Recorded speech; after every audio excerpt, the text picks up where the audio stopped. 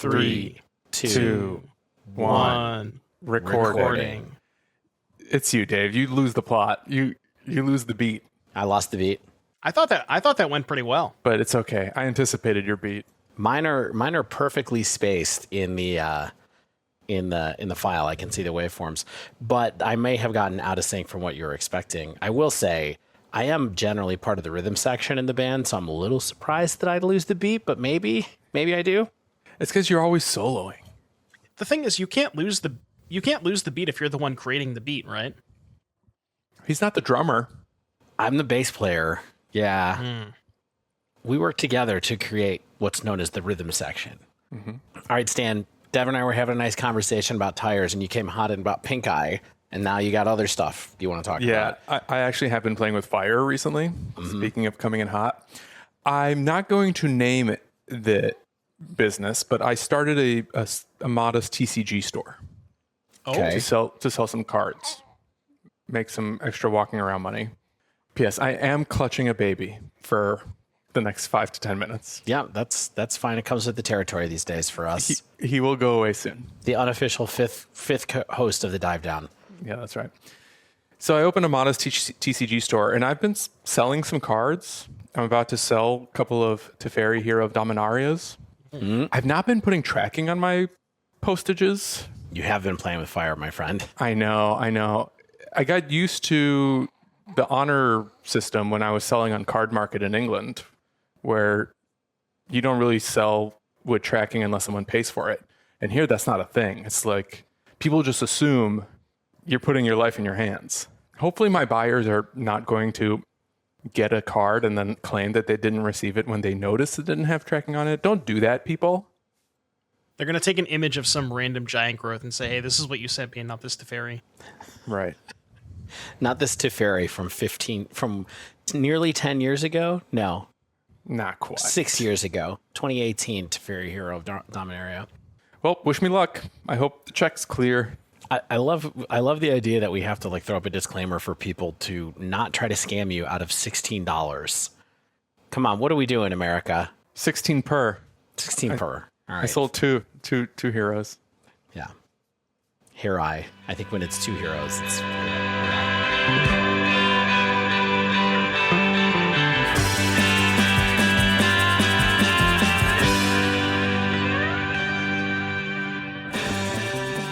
Hello and welcome to episode 282 of The Dive Down, a Magic the Gathering podcast focused on the latest pro tours for the casual spike.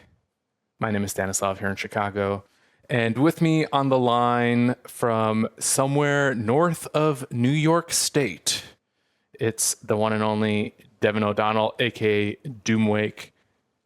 Hey, Devon. You're trying to get me doxxed over here. You're saying I live north of New York State? I mean, that's pretty specific if you ask me.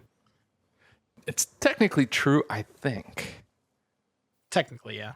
But technicalities, New England and the Eastern Seaboard is a total mystery to me. I'm bad at geography to begin with, but when I learned that Connecticut and Massachusetts and New Hampshire and a lot of states are north of New York City, it always throws me for a loop. I always assume that New York is pretty far north because it touches Canada at Niagara Falls, yada, yada, yada. No, it's just that New York is massive. I was New York City does not touch Canada at Niagara Falls. That's 2.5 hours away. I didn't say city. I just said New York, as in the state. Okay. I'm not going to disagree with you about things that were said on tape because I'm always wrong about what I misheard. Well, the listeners did not mishear the sound of a cooing baby. I am holding a baby right now and will be for the next few minutes. He had some takes on the current state of modern. Yeah. He's crying about it. Did you wait, did you teach him how to say Nadu yet? Nadu. No, I taught him to say ban it. Even better. Ban it, Janet. Yeah. Who else has hot takes? The Godfather, Dave Harbarger. I got a question. I'm changing the subject here. I got some new V-neck t-shirts because I pretty much wear black V-neck t-shirts every day. Oh, yeah. Is this V too deep? Is this a too deep V? For 2024. I think it depends on where you're going, right? I did a conference call in this shirt today. It should be a lot fun. of chest hair. Did you make the sale? Definitely. We closed. Closed? Always be chest hairing. If you close, then it can't be that bad, right? Like, it's amazing. They shouldn't sell V's this deep at Target. That's all I have to say. This is a deep V Anymore. for a 45-year-old man. I would say that V would fit right in a 2010 American Apparel themed party. I went to a few of those. Yeah, I bet you did. I went to one time in New York where they were literally handing out briefs, just like here's free underwear. But all of the pairs that they handed out were pink. They only had pink. Yes. Yeah. American Apparel. What a brand. What a story. Can't wait for the podcast on that to come out. Yeah. Another great brand that we love in earnest on the dive down is Heavy Play. The card gaming accessory brand that is designed to improve your gameplay and your game day. You may have seen Heavy Play on display over the weekend at PT Amsterdam. They sponsored a couple teams. It was great. We saw pictures of people in Heavy Play t-shirts smiling for the camera. Yeah, actually, the one person who went undefeated on day one, I saw him at the end of the day. It was Jacob Negro. He had a Heavy Play shirt on. And you know why he did so well on day one? It's because of the EquipMag system, the magnets that held all of his stuff together. His deck box was attached to his dice bundle tray, which was all attached to the playmat. He was just carrying it around in one hand, doing autographs with the other. No harm, no foul. That's what Heavy Play is all about. And you can get your own Heavy Play accessories for a discount on heavyplay.com if you use promo code TheDiveDown2024. Gets you 10% off your first order. You're going to like the way you Heavy Play. I guarantee it. But now let's talk about what's happening on this week's show. That's right. We have to react. It's time. We can't sit in silence anymore. We need to talk about the first Pro Tour since Modern Horizons 3. Pro Tour Nadu. Pro Tour Amsterdam. There were results. There's metagame analyses. What the heck happened? What the heck is going to happen next? And what gives us the hope to keep heckin' carrying on? That's this week on the Dive Down. But first, let's housekeep. We do have one new patron, Zach C., to join the Dive Down Nation. Thank you and hello to Zach. No increased tiers, no new reviews. It's okay, but this is my semi-annual call to action. If you use Apple Podcasts, please leave us a rating and review. It does help. It helps us find new listeners. It's a really great way to support the show with very little effort. You just press some buttons on your phone if you're already using your phone to listen to our show. Your iPhone, I suppose I should clarify, because that's how people use Apple Podcasts. We love the reviews on Spotify. You can do those too, but we haven't seen one on Apple since April. It is now July, and every little bit helps. Thanks, everybody. And if you'd like to support us on patreon.com, you can find us at patreon.com/thedivedown, where you can join our Discord for as little as $1 per episode. You can also get some swag when you join at different levels, buttons, stickers. We even have playmats. We haven't had a playmat level person in a long time. We got them. Come by. We got deck boxes. Come by. They're in my garage. Just waiting for you. You can also, if you'd like to support us via buying some other merchandise directly from us, you can go to thedivedown.com/store. You can also rent Magic the Gathering online cards from Mana Traders at manatraders.com using code TheDiveDown_43A. Check the show notes for that code. We might have a new code this week. So I'm just going to say... We do get new codes every month, don't we? Yes, so we'll just have to check in. Maybe it'll make it in the show notes. If not, no big deal. You can get us next time, but that will get you 10% off your first 2 months of rental cards from manatraders.com. And that's it. That's where you can find us. Shall we talk about the bird in the room? We could talk about the bird in the room, but we have all this other metagame data that I think helps put the bird into context. The bird in the context? Yeah, maybe we can we can start by zooming out a little bit, and let's talk about the day one metagame, because that's really where the story starts. Mm-hmm. And ends, almost. But Stan, Devon, who wants to do the honors? So the day one metagame, what we were looking at, so it's a little interesting because they did separate Bant Nadu and 4-color Nadu, so that's where we want to start off at first. But Bant Nadu Cop out. coming out. in. They're lying. They're hiding things from us by doing that. I know, that's what they're trying to. They could have even maybe separated like Bant Nadu into subcategories, but Yep. Anyways, Bant Nadu with 49 copies for those of you who are wondering the math at home, that is 20% of the field. And then we have Ruby Storm at 23 copies, 9.5%. Jeskai Control, 22 copies, 9.1%, which is kind of the top three that we expected, right? When we did the episode last week, this is kind of what we sort of described as the top three decks. However, none of us thought that Nadu, because I don't want to, no spoilers here, but there's another 5% that's 4-color Nadu. So let's be real. Sure. It's 25.5% of the meta was Nadu in this tournament. I don't think any of us had that number in mind for this deck, did we? No, absolutely not. Honestly, when we were talking in the podcast last week, and if you had asked me, I think I said Ruby Storm was going to be the most played deck, which, that was not correct, and I was off by quite a bit. Yeah. And that's why, Devon, you are not welcome back on the Dive Down. Ouch. So, salutes 07s in the chat. Listen, we're going to get back to this, but this is a lot. This is a lot of a single deck at a Pro Tour, especially in Modern. And I believe it's unprecedented, perhaps even, to be the day one meta at 25%. Well, we'll talk about that. There might be some precedents. There might be a little precedent. Okay. You feeling a little precedenty? What are you, a deck counter now?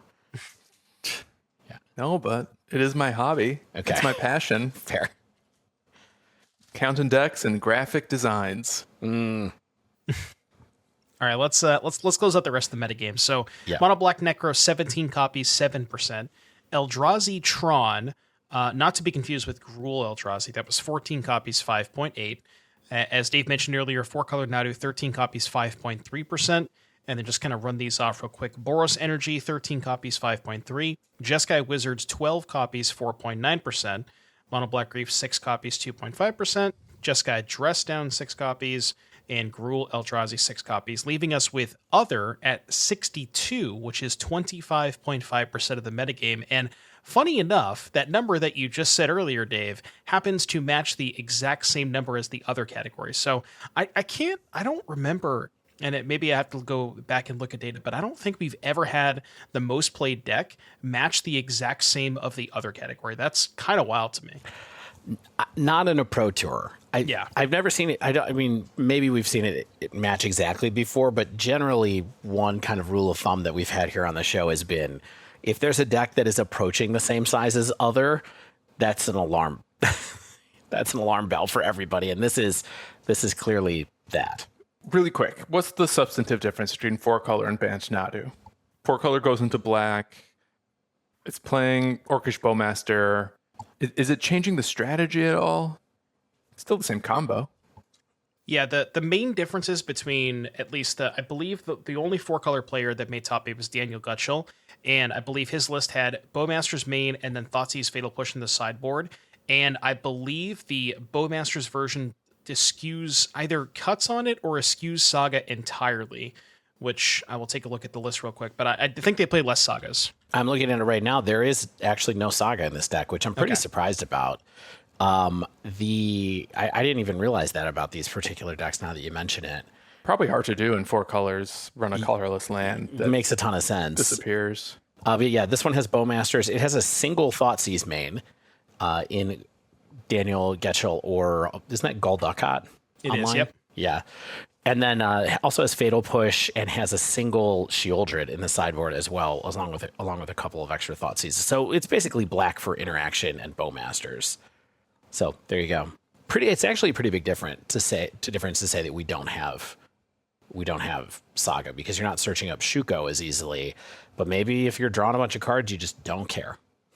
Yeah, because part of the best draws among the Bant decks, at least the ones that we've seen on camera, where you go turn 1 Saga, and then by turn 3 you have it active to go get a Shuko, and then you have 3 mana to cast Nadu, and that's just curtains right there. So yeah. Not having the ability to do that is certainly a choice. Yeah. Yep. Yep. Okay. What other questions before we kind of dive deeper into what was going on here?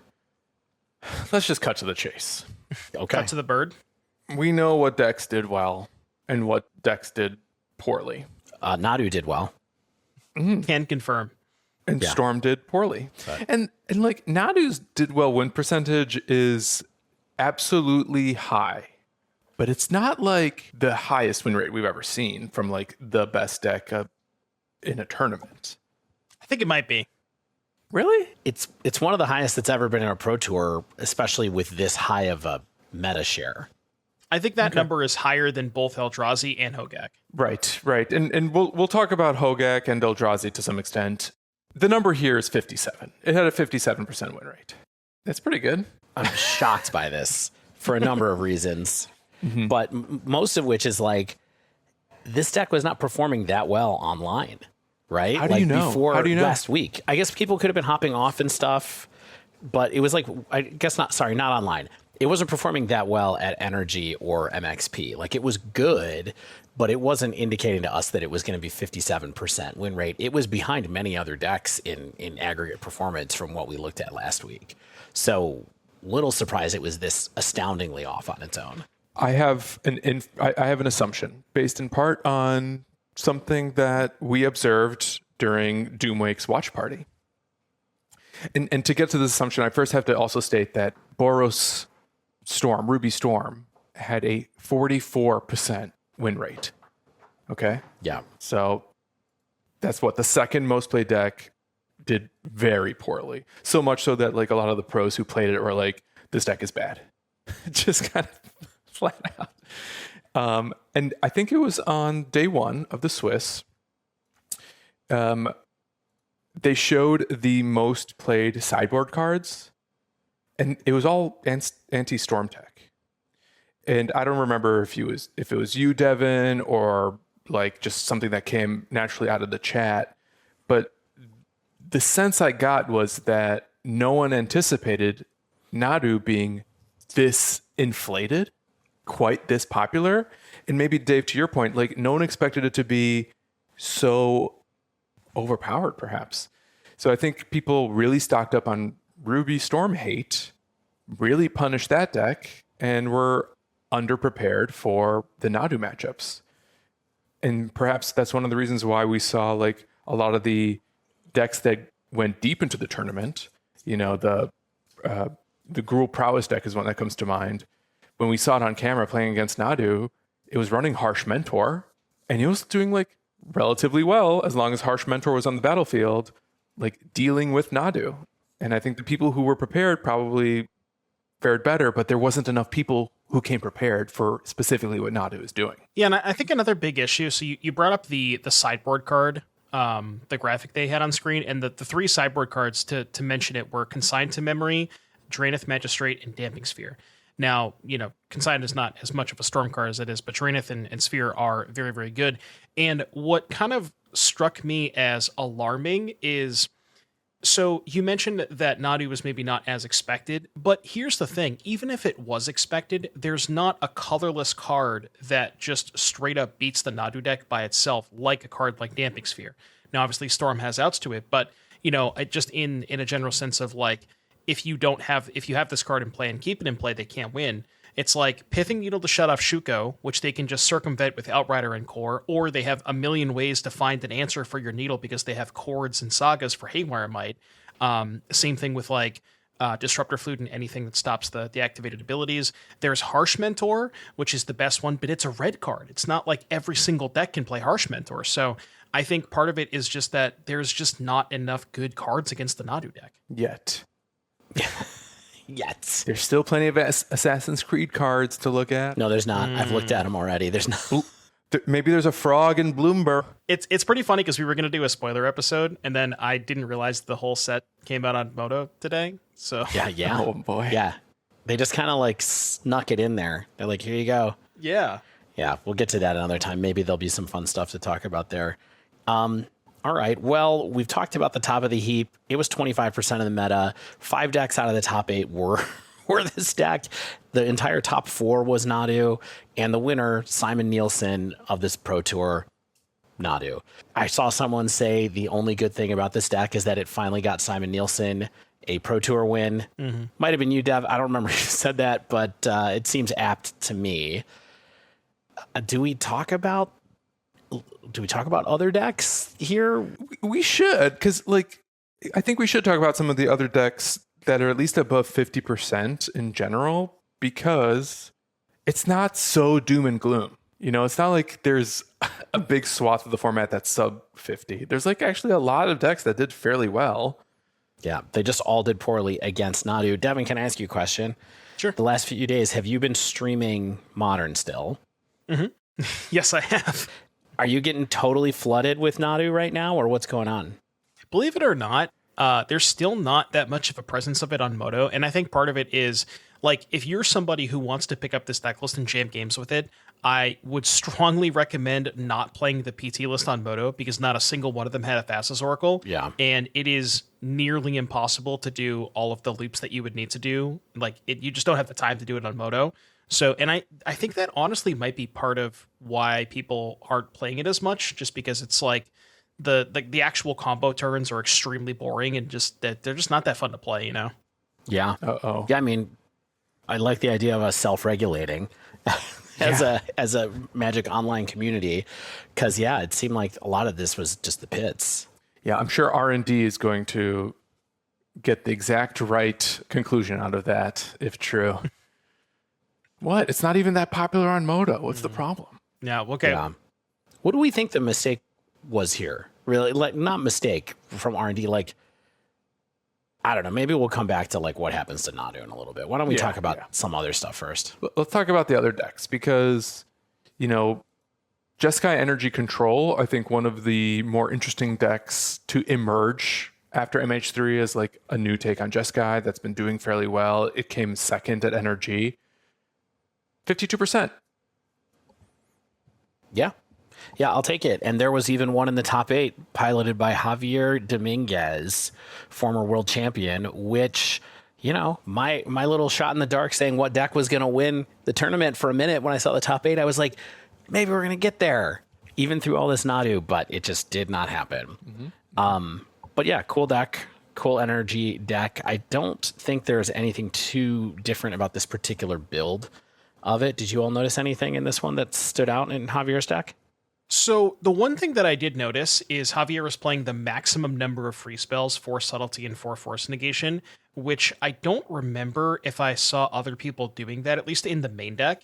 And what I really like about that is you just draw so many cards with the One Ring, and you get into these spots where it's like, you know, you have to tap out for the One Ring and, you know, hope they don't resolve a spell. And so like playing the maximum number of pitch spells really helps facilitate that, which I like. Yeah. I think I've also seen some instances of people referring to this as Jeskai Dress Down, because Dress Down plus Flage is sort of a combo where you can dress down on opponent's end step.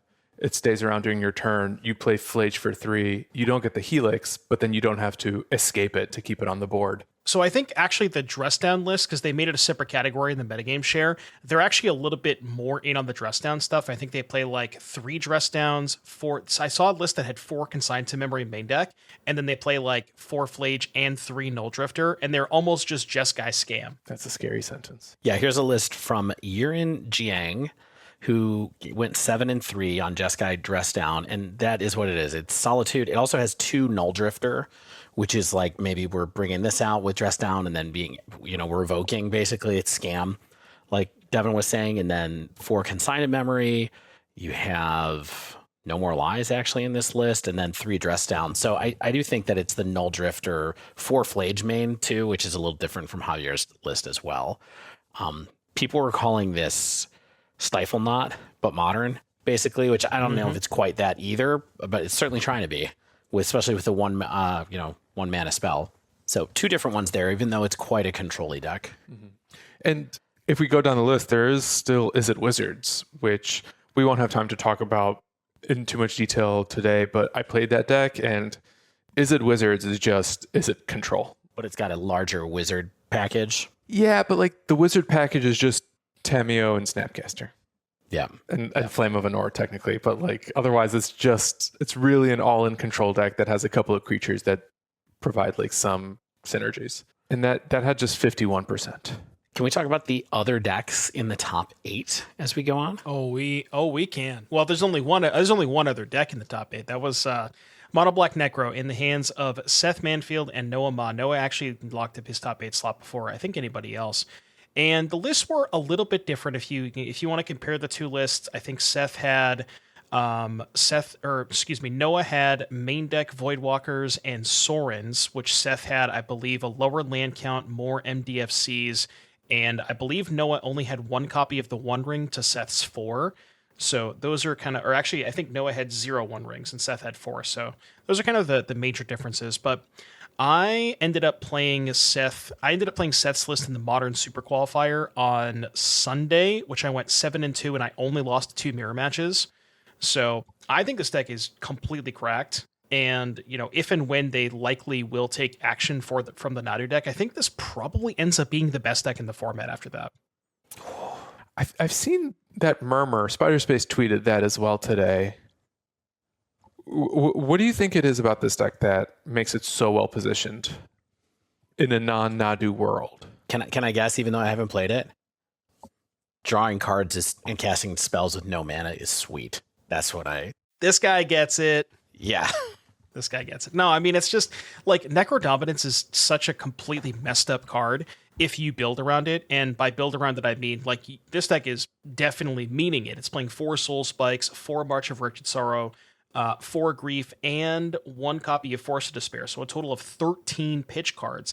And it's, 11 lands with 14 modal double face cards. So it's basically like 25 lands, but you have so many black cards. And just like the combination of like playing both Necro and One Ring to help facilitate those is just I think this deck is crazy good. I love the land suite here.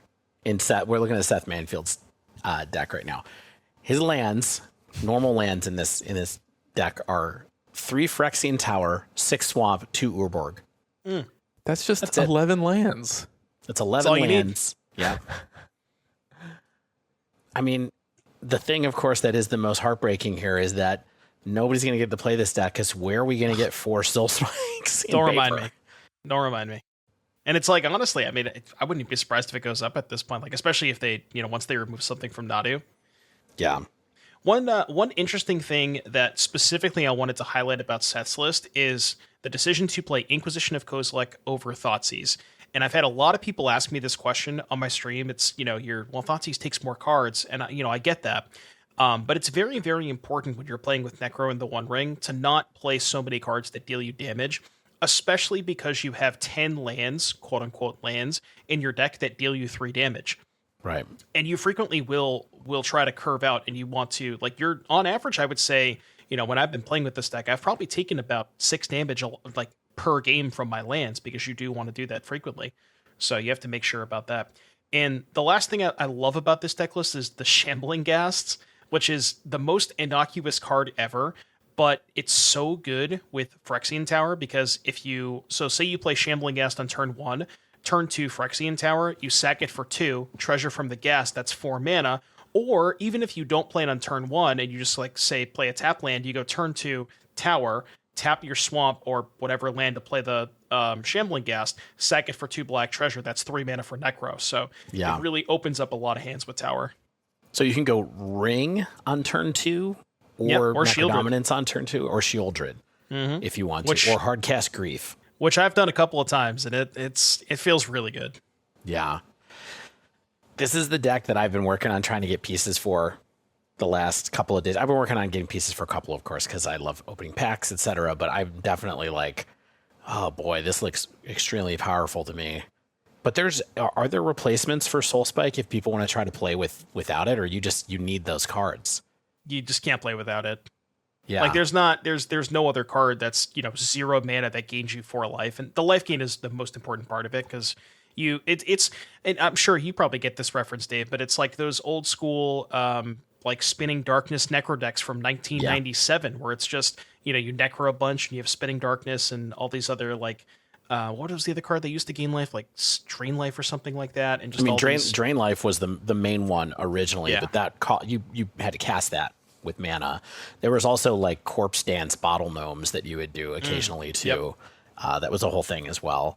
But yes, gaining life. You're just killing people with Soul Spike too, right? Like, aren't you sometimes just drawing into like 3 Soul Spikes off of giant Necrodominance and then just gaining 12 and doing 12 damage?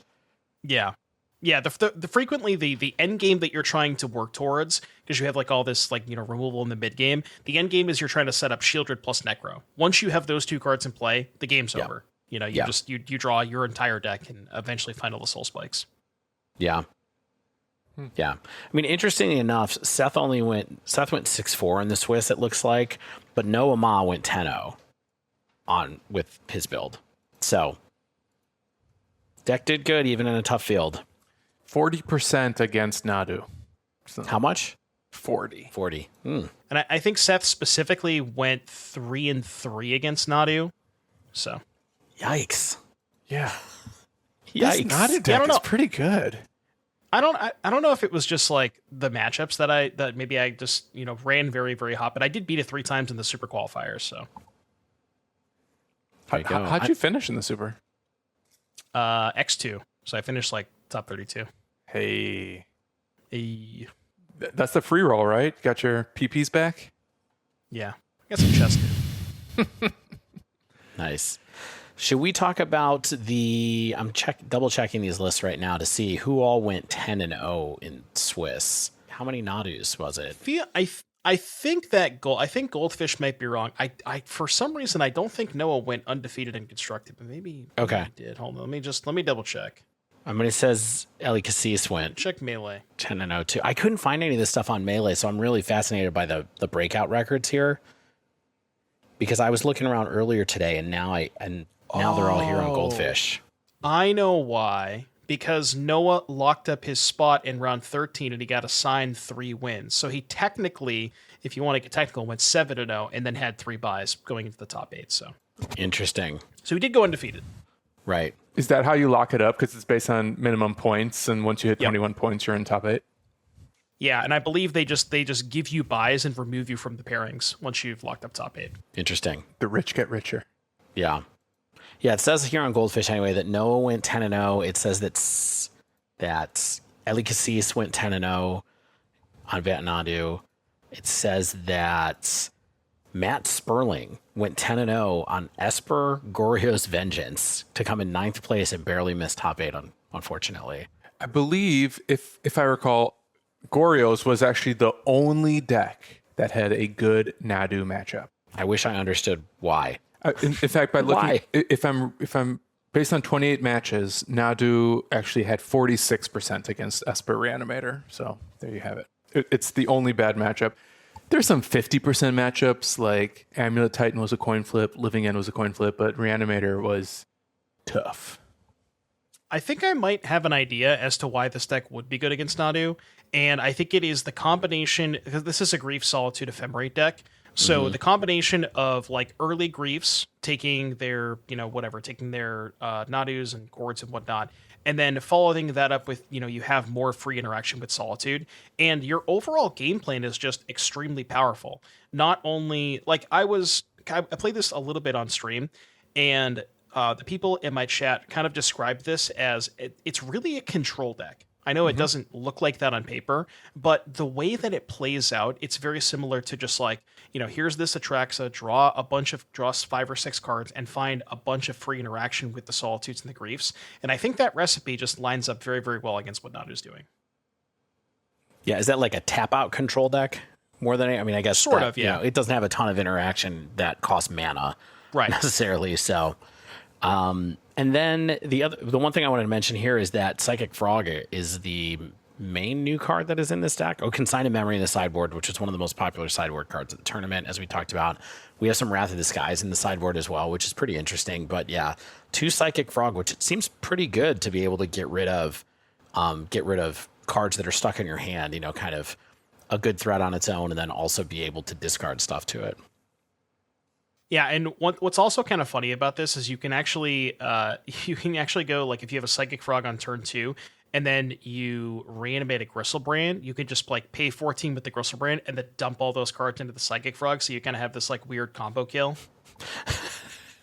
Wow. I didn't get to do that, but Don't tap out against Psychic Frog. Yeah, don't tap out against Psychic Frog. Look out. Draw 14, kill you. oh, and I also wanted to mention, not only did Sperling go 10-0, I believe what happened, I saw this on Twitter, Sperling handed his deck to Kai to play in the Sunday Pizza Queue, and Kai went 6-0 to win the Pizza Queue. Right. So. Yeah, I remember that. Yeah. Just don't give cards to Kai. Yeah, exactly. Kai doesn't lose on Sundays. He doesn't. All right, where do we want to go next? What are people interested in next? There are a couple of other decks. I see 3 other decks in the green, meaning they had at least a 55% win rate. Let's talk about those, because one of them is one that I'm holding cards for in my hand. Okay. Look at this beautiful, shiny Oh. foil dog. Philia, my exuberant shepherd, is a part of Boros Energy, which finished 55% across 377 matches. Didn't do well against Nadu. Obviously did very poorly against Jeskai Energy Control, but like did well against Eldrazi, did reasonably well against Storm. It's a coin flip against Necrodominance. I'm liking this deck, and I like that people are still figuring out how to play it. Are you playing Ocelot Pride or are you playing Ragavan? Can't have both. Everything else seems pretty solved. This is a ton of Modern Horizons 3 cards. I mean, it's interesting to me. So let me just dial all the way back to the beginning of when we started talking about Modern Horizons 3.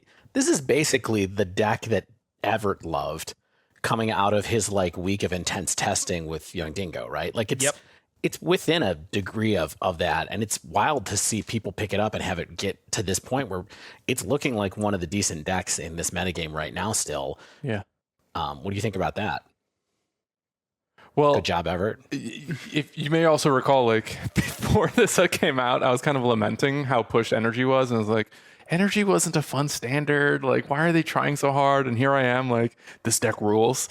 It's a very different deck than I think Teamer Energy was in Kaldra Standard. Like, it's a low to the ground aggro tempo deck, and it has like a little bit of a mid-rangey top end, but just like Guide of Souls plus other cards just does a lot of fun aggro stuff and has like built-in value engines. It's cool. Cats go burr. Yeah, I'm pretty interested in this too, especially after getting to play like Ocelot Pride and Limited and having it go off a bunch of times, which is pretty cool. Here's the wild thing about this. I was just counting the cards in this deck. There are 38 non-land cards in the main deck of this. 32 of them are from Modern Horizons 3. It is 5 different creatures, four of each, which is Guide of Souls, Ocelot Pride, Ajani, Amped Raptor, and Flage. So it's all MH3 creatures. All MH3 creatures, and it's 12 mythics and 4 rares. And then you have Galvanic Discharge as a 4 of, you have Unstable Amulet as a 4 of, and you have Static Prison as a 4 of in Modern, which I think is a card that people have been sleeping on a little bit, but it turns out is good. And then the non-cards, non-MH3 cards in this deck are Lightning Bolt and Fable of the Mirror Breaker. Pretty good cards. Yeah. Fable coming up the rear. I think I also saw an anecdote that this is the first Pro Tour that Fable hasn't won since it's been printed. Yeah. It's true. There weren't any in the top 8, so. Yeah. Shockingly. I know. This is what people, I'm sure you guys have heard the meme of like modern, this is just modern. Modern is MH2 block constructed or whatever. This is literally Modern Horizons 3 block constructed. Yeah. But I'm still the here meme for exemplified. it. Yeah. I still think it's fun. I've had fun playing with these cards in Prowess, and so I'm definitely going to try them in this deck as well. How does this deck play? Really, is it super aggro, or is it like we have decent other ways to go as well? I think that's kind of the draw to playing a deck like this is it has multiple different plans, right? You have the low curve stuff with Guide of Souls, Ocelot Pride, which can put a lot of pressure on them early life gaining with Guide and triggering Ocelot Pride to help the Guide fuel energy. But you also have a ton of tools in the late game, right? You have the Unstable Amulet draws multiple cards. Flage is extremely good against the counterspell decks. So it almost feels like this is just it's basically Jund, right? I'm sorry. I like Jund. Oh no. Jund. Ooh, I don't know that was the comparison. I almost feel like it's Murktide, but with proactive interaction rather than counter magic. Yeah, but Stan, the problem is Murktide is Jund. It has been for a long time. This is Am I right? Devon, are you with me on this? I am.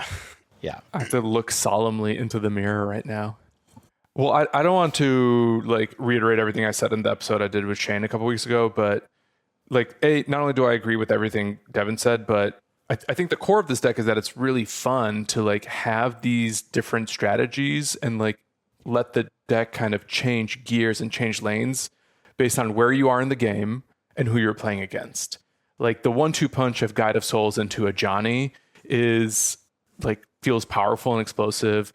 Ocelot Pride, I think, is the new dimension that we've been seeing the last couple of weeks of having like turn 1 Guide of Souls, turn 2 Guide of Souls, Ocelot Pride. You're attacking for 3 in the air with your first Guide of Souls already, which feels pretty powerful.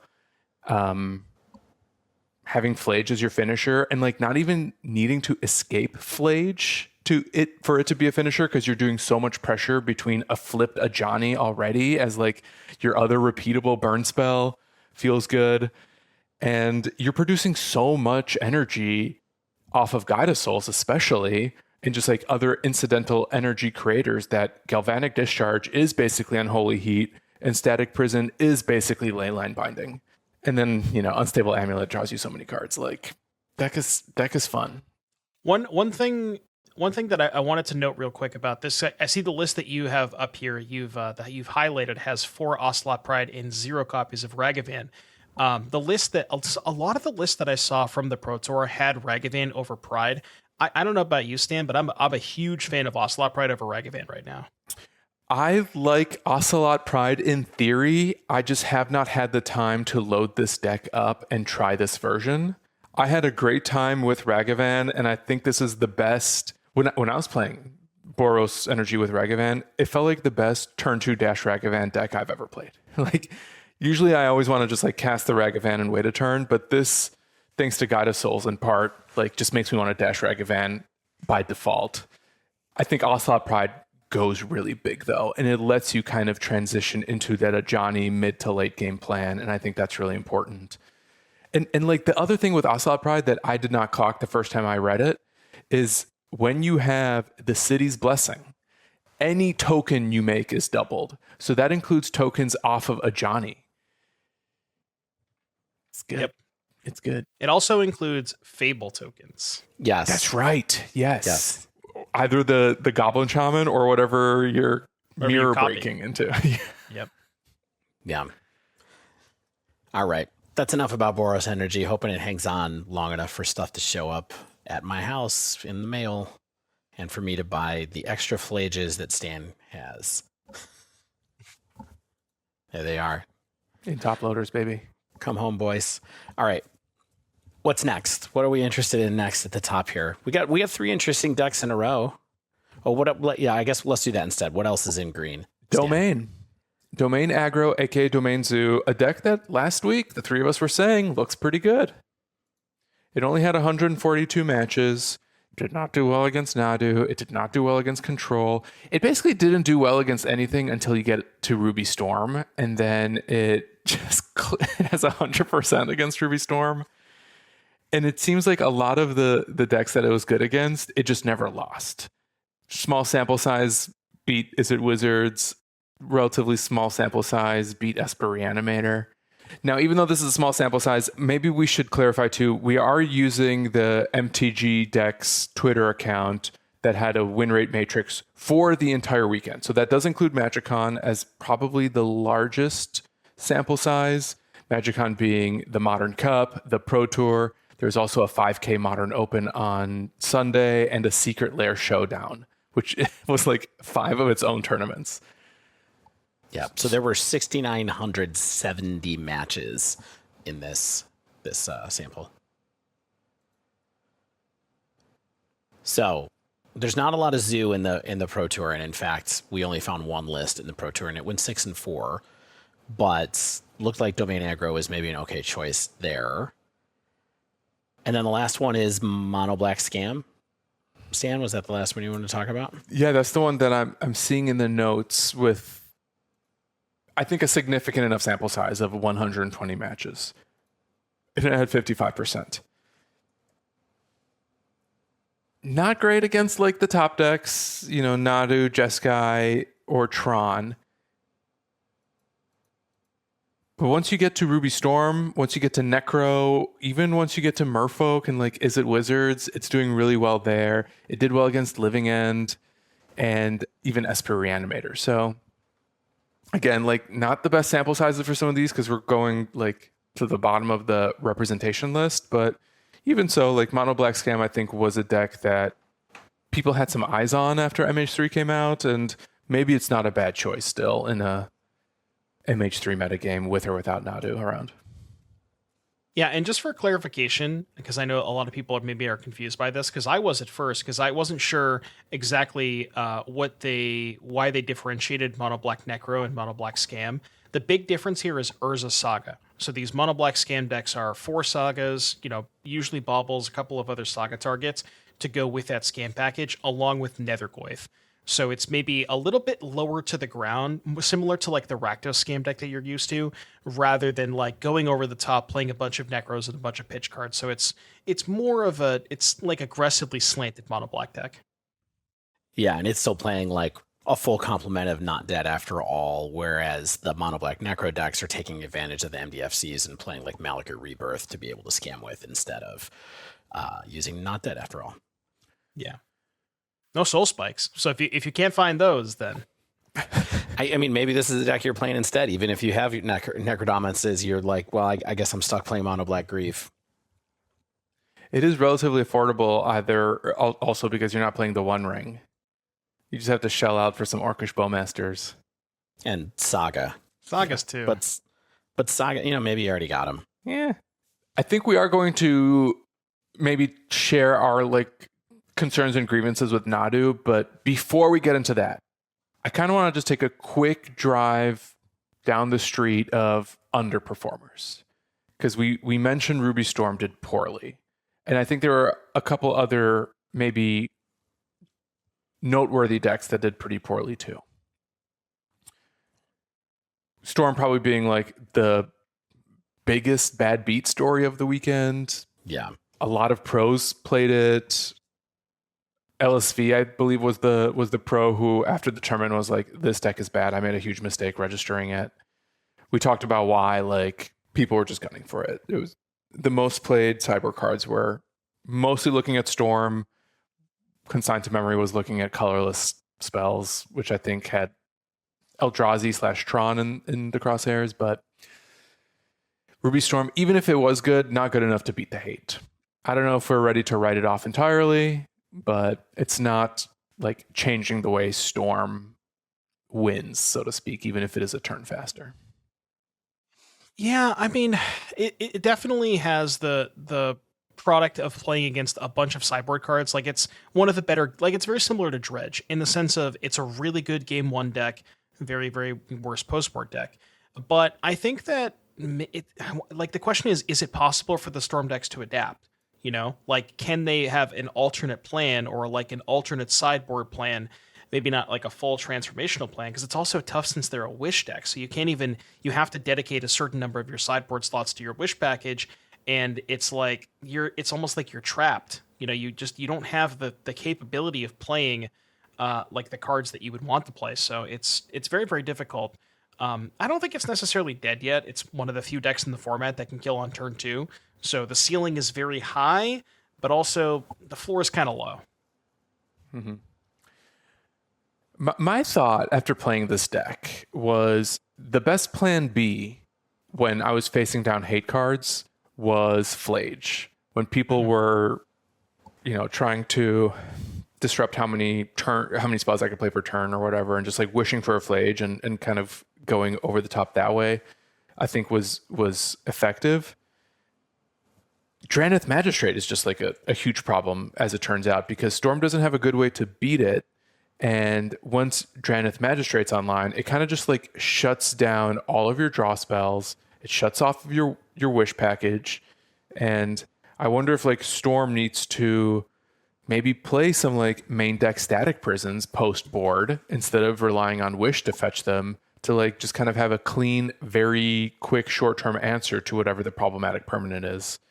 So that even if like you can't Storm off, then you can at least grab your Flage, find some way to put some cards in the yard, and try to go from there.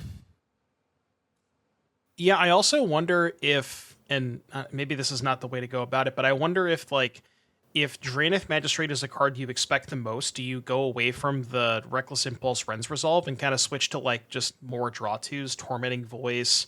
There's a new one from Thunder Junction that I can't remember the name of. It's like Highway Robbery or something. Like you just play stuff like called that. Highway Robbery. Yeah, instead of the exile cards, you can get around Draneth. I wonder if maybe that's an approach too. I love it. Yeah, it makes Unstable Amulet work less well, but maybe you can get around that as well too. Yeah. The other thing is you could also consider swapping, instead of doing Boros, you could maybe adjust and go back to blue and play some bounce cards, you know. Otawara, maybe. Yeah. Baral? Sink into Why Super. not? Yeah. Yeah, there's this card called Baral. The other deck that I wanted to bring up here is Merfolk, which is a deck that we kind of highlighted coming into the weekend with all of these new tools: Flare of Denial, Harbinger of the Seas, Sink into Stupor, and all these new cards. And Merfolk kind of got destroyed. 44%. If you look at it against the top decks, it's 33 against Nadu, 25 against Jeskai, 30 against Boros, even 38 against the worst deck in the room, Ruby Storm. Like, is there something we're missing here? What happened with that week 1 energy, you know? I have no idea. I mean, it's interesting. The highest performing Merfolk list at the Pro Tour went 5-4 by someone named Antonio Guzman. And it looks like the normal list that we were expecting, but there's only one in the top 100 here in any of the winning lists from the Pro Tour. I mean, it's kind of hard. Like, I feel like a lot of what we're talking about here is just, it's kind of like we're talking about all these decks, but we're ignoring the fact that we're sort of like staring into the sun while we're talking about it. We're saying like, this deck doesn't look very bright. This star doesn't look very bright when the sun is up. You know what I mean? And True. it's tough to get around the gravity that Nadu is kind of like put into this whole thing right now. Although I'm glad to hear that I haven't had a chance to play online in the last few days, but I'm glad to hear that people haven't gone absolutely wild with playing the Thassa's Oracle version of Nadu in the queues constantly or something like that. I'm sure it's there, but yeah, I played against it a couple of times on Monday. But so is it time? Shall we discuss the bird in the room? Yeah, it's time. Nadu, heck of a card.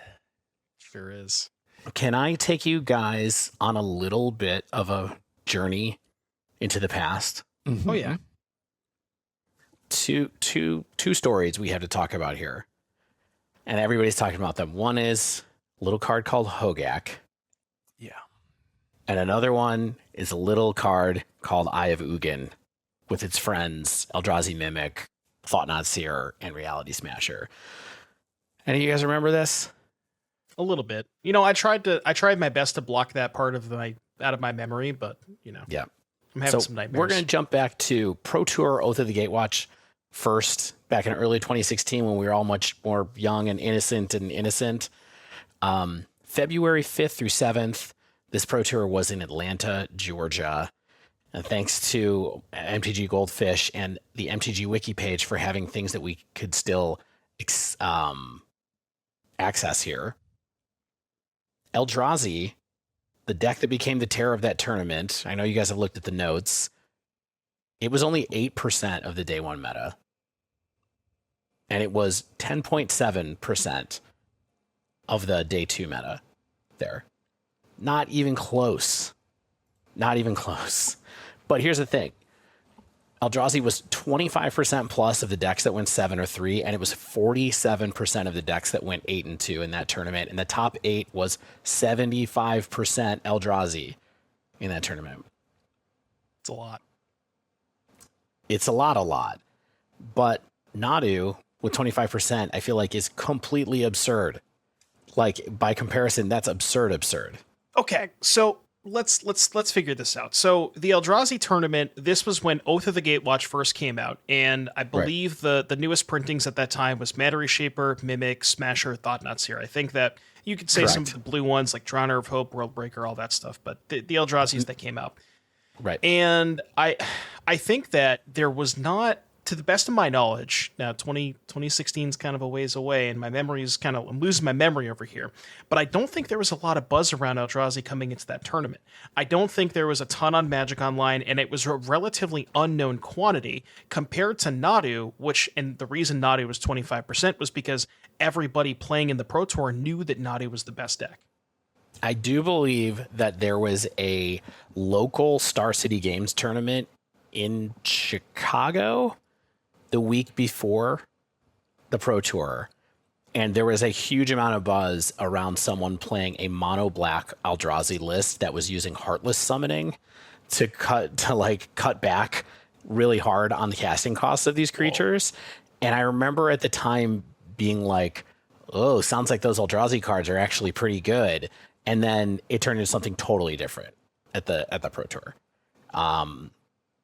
The reason that I bring this up, though, is that it wasn't until after the Pro Tour that the levels got really out of control. Right. So, this was back in the time that we still had GPs, RIP GPs, and we were approaching 40% of the day one meta was on Eldrazi at some of these Grand Prix, which is super, super absurd. I'm really going to be curious what happens at the Modern 10K that's happening on July 13th. Here in Chicago, the NRG, how many people are going to sleeve up and try to bring Nadu to that? I hope none, because someone intervenes. So hold on. We talked about Eldrazi Winter. That was 8 years ago. Our memories are hazy. Let's talk about Hogaak, because that was not so long ago. I was playing Modern at that point. Yep. And I think we remember this a little bit more vividly. But if we don't, I've got some receipts. Perfect. Modern Horizon 1 was released June 14th, 2019. Hogaak banned August 26th. 2 months. Okay? I want to say real quick, similar time span on Eldrazi. It was about 2 months after Oath of the Gatewatch was released and after this tournament that Eye of Ugin was banned. The Pro Tour was in February. Eye of Ugin was banned in April. Mm-hmm, mm-hmm. Less than basically exactly 1 month after the release of Modern Horizon 1, based primarily on Magic Online data, Ian Duke and team at Wizards of the Coast see Hogaak a little too strong, so they decide to address it before Mythic Championship 4. Okay. And they ban on July 12th. They banned Bridge from Below because the first version of Hogaak was a Bridge from Below Altar of Dimension deck.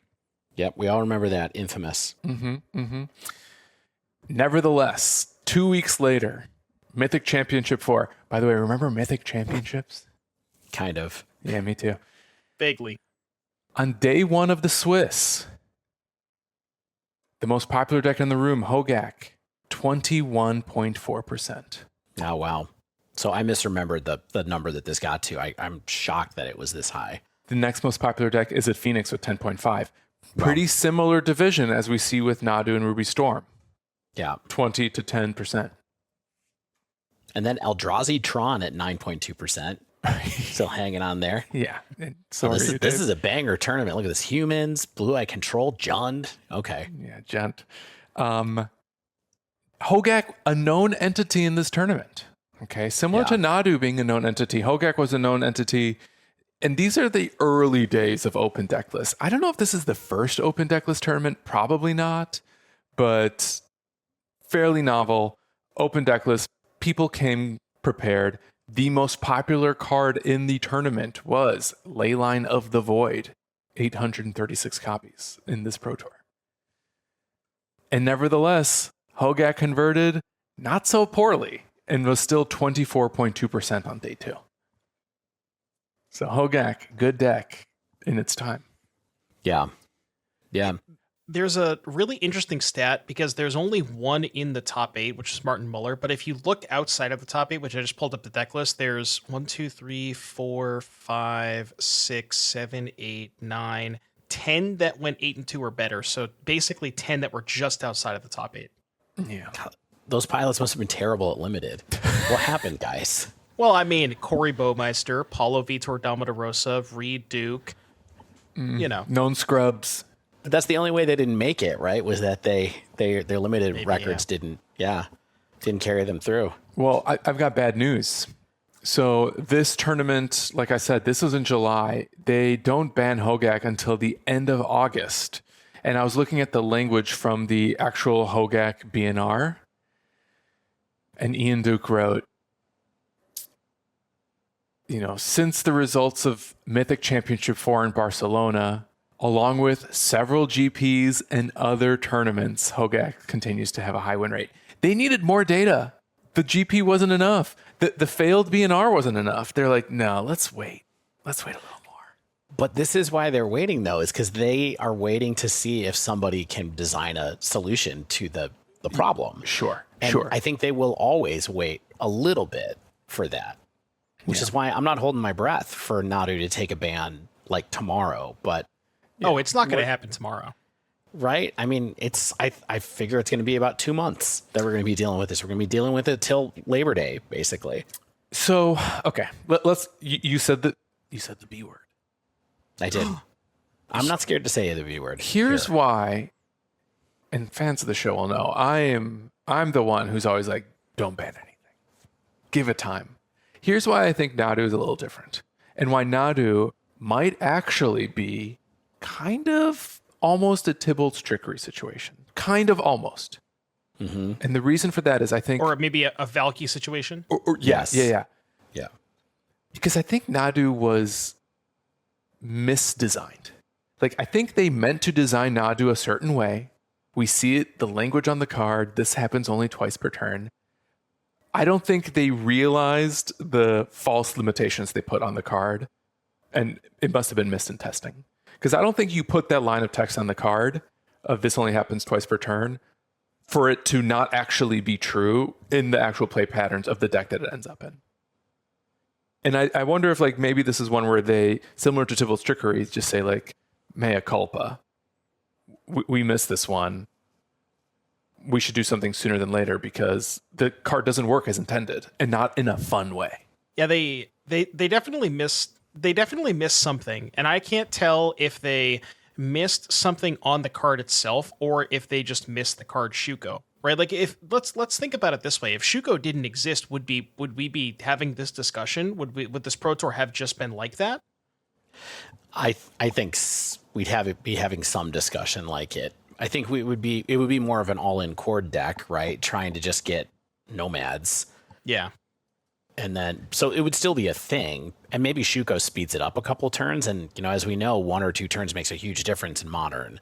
So I don't know, but I think when you go down that path, Devon, it starts to feel like maybe you're kind of like, well, what if they just banned Shuko instead of banning Nadu? And I don't want to open that can of worms either. You know what I mean, though? Like, I kind of think we're in a similar situation to Hogaak, where I am of the opinion that they should just ban Nadu, because I also think that if they ban Shuko, we're just going to have the exact same thing that happened with Hogaak, where they remove Shuko, people build their decks in a different way, and it's still just the best deck in the format by a lot. The other kind of theory that I heard is that the card was designed or maybe tweaked a little bit too late in testing, but to the point where they couldn't go back and change it, similar to another 1-mana artifact that you might remember, Dave, back in Darksteel, which was they ended up tweaking a number or two to the card Skull Clamp. They were like, well, we don't really have the ability to change it.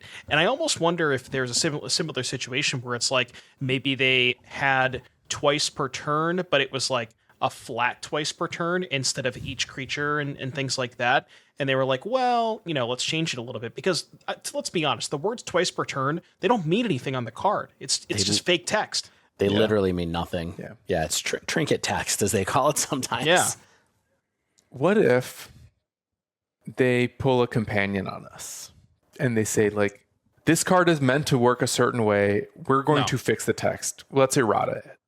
Still no? Still off the Absolutely table? not. Enjoy playing it on Arena Alchemy, Stan. That's where they'll do that. They won't, Ben take will your know the Nadus truth. to Alchemy. That's not how Magic works, my friend. Well, they did it with companions. It It worked that one time, except with Luris and the other one, the flying one. Yorian. That's the one. I kept wanting to say like Hogaak, but I knew that wasn't it. And Gigantha, that's going to get banned someday too. I'm convinced. No way. Gigantha's going to get banned. I think that if it was like a situation where they made like 10 Nadus, like a Nadu for each color pair, it was like, you know what I mean? Where it's like you have 10 of this card that has that same like quote unquote twice per turn or whatever. Like maybe you'd have to errata it, but it's just one card. You can just axe it, Yeah. I guess here's my real hope. Okay. And this may be the transitions to the rest because we're all in agreement this card is going to get banned. We don't have like any crazy ideas of what to do other than getting it banned, right, Stan? I mean, you're throwing out some stuff here, but you really think this is just going to get banned, right? Yeah. I mean, I think this smells like dead bird walking. And I think like the thing about they want someone to figure out a way to deal with Nadu, like, I don't know if I want to play against that deck. Like if you can beat Nadu, that sounds like also maybe something is, again, a bit too strong. Yeah. So let's use this to transition to the next part because the question is what happens next or what are we doing right now for playing Modern? Here's one thing. RCQ season is coming up. It starts August 3rd and goes till November 3rd. I really hope that they do something before RCQ season starts. Yeah. When does Bloomborough release? If you know off the top of your head, I can look it up because I think they're going to have another announcement 2 weeks after Bloomborough, right? I mean, we haven't had the Modern Horizons announcement yet, right? Yeah, we ban have. announcement. We just did. Was that the That Modern was Horizons the one? Monday. Yeah, it was the Monday was that before the one. Pro Tour. So that was 2 weeks after Modern Horizons came out.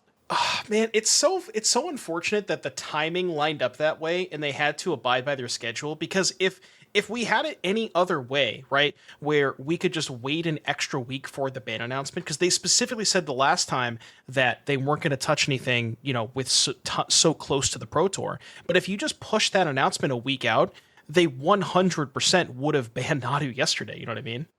Yeah. Well, guess what? Couple things. One is we did just have a set come out yesterday that everybody forgot about. Gosh, you read my So mind, Dave. Maybe Yep. like an assassin coming in the night. We're going to use the only thing the Assassin's Creed set is good for is to get us another ban window in the middle of July. Also, and this is truly hurting me to the core of my being. I cannot believe, but Bloomborough, it says here that it's coming out on MTG Arena July 30th and worldwide release on August 2nd. Yep. What? Another set within this 6 week? Well, Modern was not a standard set. They still have to abide by the standard schedule for I know, but my God, I Standard forgot and that they're Pioneer. coming in that hot. Like, wow. Dave, summers are bad for business. They have to release a lot of product to make up for the loss of revenue. That sounds like the wrong way to do it because what happens is if people aren't playing Magic, then they miss these products. But you have to buy the products to keep up, or else the fear of missing out will get you in the night. Yeah. I don't think I'm missing out on anything in Assassin's Creed. Something tells me. Just Bassam Ibn Ishaq that we talked about last that week. card. We'll see. Miles? What about that guy, Miles? Desmond Miles. Yeah. Leonardo my da guy. Vinci. So August 2nd would mean that August 16th, because it's 2 weeks after, around Yeah. that time would be their scheduled ban announcement. So there might be 2 weeks of RCQs before, assuming that they wait until the next announcement, which would be kind of funny because you could play Nadu for the first 2 weeks. Gross. And I mean, maybe that'll be enough data. Like by then, maybe it'll be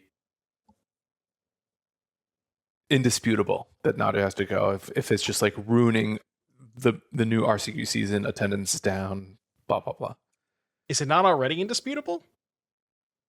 I don't know because there's no deck lists online. Like I don't know what's doing Okay. well or what. I That just is have true. fire shoes to tell me. That is true. What's the conspiracy theory on why they removed deck lists, huh? They called up Ryan Spain at daybreak, and they were like, "Listen, you got to do us a favor, Ryan. Take it down. Pull the plug. Shut it down. Shut down the API." Okay, so before we leave the discussion about bannings overall, what do you all think about the fact that, okay, if we're going to ban something out of Nadu, what do you all think about the fact that it looks like 46% of decks played the One Ring, and it was the most played card at the Pro Tour, at least according to rumors that I've heard and also what it says on Magic Goldfish? Ooh. Thoughts? 339 copies registered for the tournament. It's a lot of copies. It's a lot of copies, and it's more than it's ever been before, right? I mean, I don't remember if we've seen a tournament like this where the One Ring was the top card before. Yeah, so it's really... let's talk really quick about the decks it's appearing in, because I think that's kind of relevant. Everything. It's in Nadu in the top 8s for what it's worth. It's in some of the sideboards. I don't know if I saw any that had one. Oh no, here's the Simon Nielsen list has 2 main. It's in Jeskai Control. It's in Mono Black Necro, as we said. I believe it's in all the Tron lists, whether you're playing Prison or Eldrazi Tron. It's in tons of stuff. Half the decks, in fact, Stan. Oh boy. When you put it that way. Does that... Here's what I wonder. Is the One Ring this popular because of the nature of the format, or does the One Ring's power level sway the nature of the format and make it one where like you can play slower One Ring decks? It's a chicken or the egg, right? Right. Yeah, I mean, it's really tough to say. I don't really think we really haven't had a discussion like this about the One Ring, and it's kind of surprising to me because this is a card that, you know, I mean, maybe we've talked about it a little bit on the podcast before, but I mean, I think the big thing is here, like a lot of the decks that are playing it, if at least, you know, we don't have the exact numbers, but presumably there are a lot of interactive decks, right? Jeskai Control, Mono Black Necro. I guess the Tron decks aren't interactive, but I would say that the majority of the decks, or at least using this as kind of like this card advantage engine in a deck with a bunch of proactive plays. And, you know, to be honest, it is by far the best proactive card, basically like the best formatted card ever printed, because the typical problem with formatted cards is you cast them and then you have to worry about dying, but there's no worry about dying with this card. I mean, as far as its place in the format, it's in a lot of different decks, but it's hard to say if it's necessarily a problem, which is weird to say about a card that's in 46% of decks, right? Yeah, absolutely. And also one that costs $109 now in tabletop. It is completely spiked after the Pro Tour. I think once people had a look at that. Yeah, big yikes. Shit, I didn't sell mine. Trust me, I just bought my 4th one, like literally the week before the Pro Tour, and was like, now I'm feeling like maybe I should sell them. Morrow did say in his Tumblr that they could reprint it. I think there was some concern that they can't, and he indicated that they can do like an in-universe version, essentially. Yeah. I don't know if that's much of a consolation, though, because Jace's ring. Look, I don't know. I mean, I wanted to talk about this before you left because I know there's a lot of discourse around it right now, and people hate the fact that this card is expensive, and a lot of people feel like they're missing out on half of the format because they don't have them. It's not a fun card to play against. Like, I think that's also worth noting. Someone playing a One Ring like really makes your shoulder slump. Well, I mean, I guess this is the question, right? It's, you know, we have a card that is, you know, in 46% of decks. Do we think it's a problem? Like, as far as, you know, like, do we think this card needs to get banned or action needs to be taken? I don't know. It's tough to say. I'm like, yeah, this is a tough one. Previously, I was kind of all in on it. Like I remember when it first came out, and everybody was having these discussions, and I think I was like much more apt to. This was when the 4-color deck was playing it, right, with the Fury Solitude Beanstalk, and I was like much more into banning it at that point.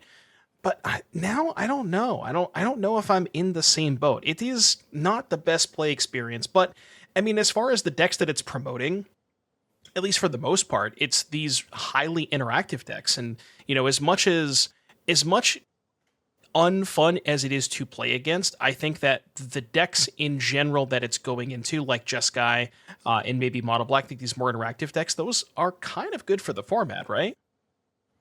I can agree with that. I guess the main thing that we're thinking about really here is if something happens to Nadu, are we compelled to take action against the One Ring as well because it's such a large part of the meta? It feels like in this discussion, we're saying, no, they're separate things. We should let them be separate. Maybe that means we have RCQ season this fall that is super ring heavy, as a result after that, and we'll just kind of roll the dice and see what happens there. But we don't have to act on them both at the same time.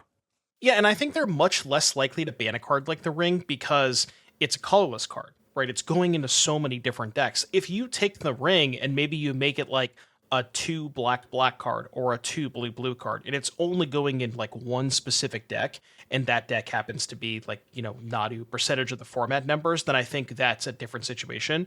But it is ultimately a colorless card that goes in a variety of decks and a variety of numbers. And I think therefore, I don't know. We've really never seen a card like that that's been like an artifact that's been this ubiquitous. So it's hard to really compare it to something. Yeah. What about the card? I guess GTA, but. Well, I was going to say, what about Git Probe? I mean, Git Probe is what came up in my mind too, because Git Probe was banned because it was in too many decks, basically. Yeah, like I almost feel like your point, Devon, is actually a knock against it. Like it being ubiquitous as like this cost of entry that like you have to have for One Ring, a card that's like kind of hard to source. They put it into a promo version in the fat packs, and it's still worth over $100 because like not just because of Modern, like it's also really good in Commander, and like that drives prices too, and I don't know. It almost feels like tomorrow's problem to solve. And Dave, I think you kind of nailed it. Like it's that problem is so separate from what's going on with Nadu. I think the One Ring works as intended, and like the format has kind of like managed to exist in a decent state here and there with the One Ring. That I don't know if it's as urgent. Its prevalence, I don't think, is like the biggest problem with it right now. Okay. What do you think? Yeah. I think that it's tomorrow's problem. That's what I think. I think it's not. It's separate from it. I believe it's a problem because 46% prevalence is scary, and it's there. I do feel like there's always like some sort of bottleneck in Modern that's always like some card is more expensive than it should be, right? Like some card is so popular and it's hard to get, and everybody complains about it. So like it's the One Ring's turn to be that card right now. I think about that separately from the fact that Nadu is a critical flashing light, and the One Ring is maybe something we can wait on. So much for my preview card, huh? I mean, you get some kind of trophy for having one of the fastest banned preview cards ever. We should keep a leaderboard. Whoever previewed Tybalt's Trickery, I wonder where they were coming. If they knew it was going to be banned in 11 days or whatever it was. Yeah. All right. So what are you guys doing for the next 2 months while there's Nadu? While we're in our Nadu era? Testing 2 versions of Boros Energy to decide if I need to buy Ragavans or Ocelot Prides because they're about the same and they're not cheap, $30 a pop. I'm playing a lot of Mono Black. That's what I'm doing. And I am playing one of those decks online and preparing to play one of those decks in paper, and I'll let you figure out which one is which. Because you let me know, because you haven't decided, Dave, and you need some advice. You let me know if you can get a good deal on Soul Spikes. There's no shot. I thought that I thought they were uncommons for a minute. When I was looking at the set symbol, I was like, is that an uncommon? And I have like some old cards here, so I was like, I got to dig out the box that has Cold Snap in it and see if there's any Soul Spikes in there. There's no way that there's a playset or even likely one of a given rare from Cold Snap in what I have, but there could have been some uncommons. Yeah, I mean, I'm probably... So Stan and I were talking last week because we were playing some Modern Horizons 3 Sealed at his house. And this time Dave swept me. I couldn't beat Dave one game. Thanks, buddy. Thanks for owning up to it, buddy. Appreciate it. The thing that we were talking about, though, is he was just kind of like, I don't make it to a lot of RCQs. And Stan was like, what do you think? Are you going to try this time for Modern Horizons 3 season? I was like, yeah, let's do it. So I think it's probably going to be Energy, just because that's the easiest deck for me to get a hold of right now, and then see what happens from there.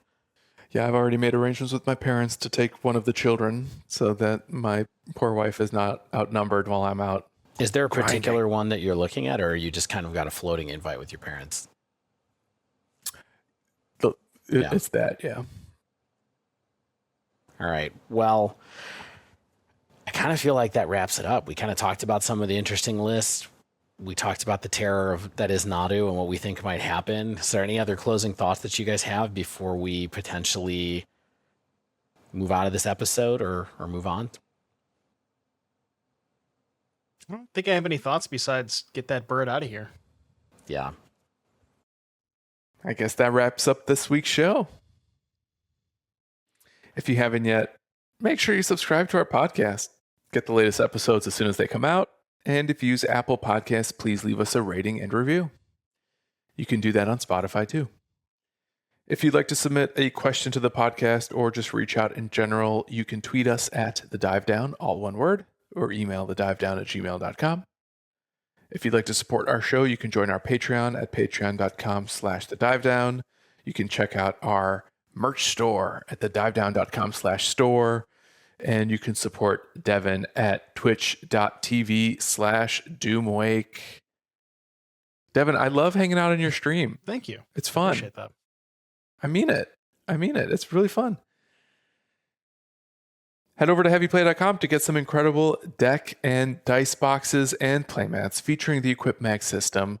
And if you use promo code TheDiveDown2024, you'll get 10% off your first order.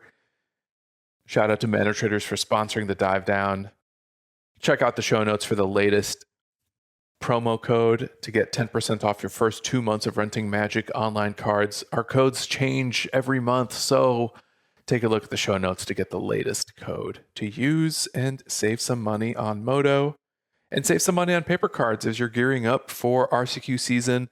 Our friends at Nerd Rage Gaming will give you 8% off your order if you use promo code DIVE8. As always, special thanks to the bands Nowhere and Spaceblood for letting us use their music. And until next week, get out there and pray. Nadu is back.